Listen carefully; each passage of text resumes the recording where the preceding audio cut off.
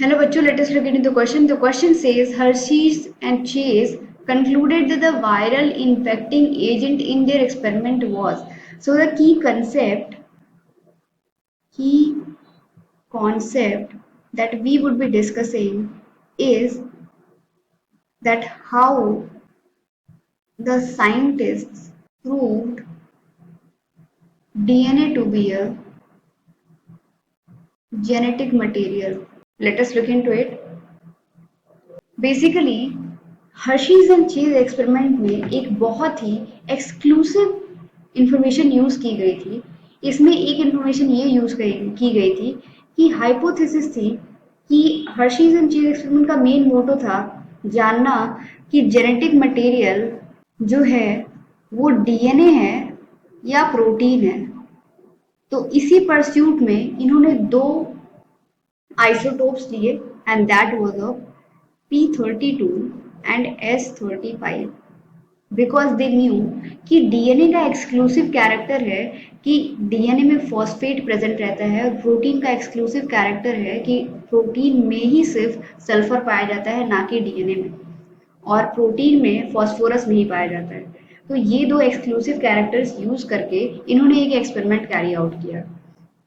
इन्होंने क्या किया कि दो बैक्टीरियोफेजेस को इन मीडियम में यानी कि इस रेडियो एक्टिव सब्सटेंस के और इस रेडियो एक्टिव सब्सटेंस के मीडियम में इंट्रोड्यूस कराया।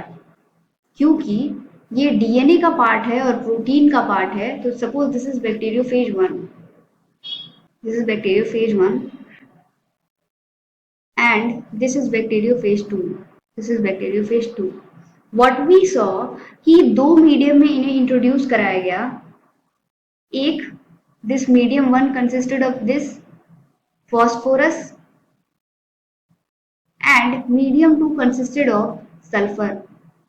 अब जब इन्हें इन दो मीडियम में इंट्रोड्यूस कराया गया तो सल्फर वहीं इनकलकेट होगा जहां प्रोटीन होगा, क्योंकि प्रोटीन के स्ट्रक्चर में सल्फर पाया जाता है। तो ये जहां सल्फर का पोजीशन होगा वहां वहां ये जाके इनकलकेट हो जाएगा और रेडियो एक्टिव सल्फर रिप्लेस कर देगा इस नॉर्मल सल्फर को। और वही जब बात करें फॉस्फोरस की, तो फॉस्फोरस भी रिप्लेस कर देगा डीएनए के फॉस्फेट को जहां भी दिस इज प्रेजेंट। ये फॉस्फेट को रिप्लेस कर देगा नेचुरल फॉस्फेट को और वहां इनकलकेट कर देगा रेडियो एक्टिव फॉस्फोरस। तो अब क्या हुआ कि क्योंकि मीडियम 1 में सिर्फ फॉस्फोरस प्रेजेंट है यानी कि इसमें सिर्फ डीएनए में फॉस्फोरस आया, राइट। तो इसके डीएनए जो है वो रेडियो एक्टिव फॉस्फोरस से फॉस्फेट से they are all present in this bacteriophage. Apart from that जो मीडियम 2 में इंट्रोड्यूस हुआ उस क्योंकि ये प्रोटीन कोट यहाँ पे है तो यहाँ पे हमें रेडियो एक्टिव सल्फर देखने को मिला। ऑलराइट, तो ये डिफरेंट डिफरेंट जगह देखने को मिला। अब हमें देखना है कि ई कोलाई जिसके एक बहुत स्पेशल फीचर है कि वो अपने जेनेटिक मटेरियल के साथ दूसरे भी जेनेटिक मटेरियल को अपने ही मशीनरी से रेप्लिकेट कर सकता है। तो इस प्रॉपर्टी को यूज करते हुए इन्हें इंट्रोड्यूस अटैच कराया गया ई कोलाई से ताकि ये अपना जेनेटिक मटेरियल यहाँ पे इंट्रोड्यूस करा सकें और हम स्टडी कर सकें कि एग्जैक्टली जेनेटिक मटेरियल है क्या, प्रोटीन है या डीएनए है। अगर this is setup 1 and this is setup 2, alright. तो साइंटिस्ट ने देखा कि इन सेटअप 1 जो ई कोलाई है उसमें हमें देखने को मिलता है कि radio active substance is present in the cell. It was present in this cell, radio active substance, radioactive phosphor, it was present, this isotope was present। that means DNA genetic material है। उसके साथ ही साथ इसका centrifugation कराने के बाद हमें दो रिजल्ट्स मिले। जब हमने सेंट्रीफ्यूगेशन कराया दैट वाज कैरीड आउट ताकि ये जो बैक्टीरियोफेज अटैच हुए ई कोलाई से वो डिटैच हो सके, और डिटैच जब हुए और इनका सेंट्रीफ्यूगेशन हुआ on the basis of the density, तो हमने देखा कि सुपर नेटेंट पे S1 सेटअप में, S1 सेटअप के बैक्टीरियोफेज में सुपर नेटेंट पे कोई भी रेडियो एक्टिविटी शो नहीं हुई।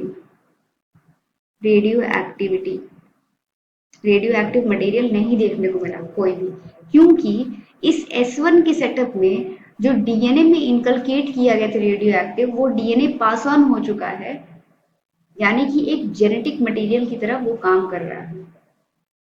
और वहीं हम दूसरे केस स्टडी की बात करें ऑफ S2, तो हमने देखा कि सुपर नेटेंट पे रेडियो एक्टिविटी देखने को मिल रही है, रेडियो एक्टिव सब्सटेंस देखने को मिल रहा है, यानी कि सल्फर जो कि इस प्रोटीन में इनकलकेट किया गया था वो जेनेटिक मटेरियल नहीं है और वो ई कोलाई में नहीं ट्रांसफर हुआ है और वो उसी बैक्टीरियोफेज में रह गया है, तभी उसका सेंट्रीफिकेशन कराने पे, इस बैक्टीरियोफेज का सेंट्रीफिकेशन कराने पे उसका रिजल्ट मिलता है कि हमें रेडियो एक्टिविटी देखने को मिलती है in the supernatant. So this was the entire process of Hershey's and Chase experiment, and Hershey's and Chase concluded that viral infecting agent in their experiment was DNA.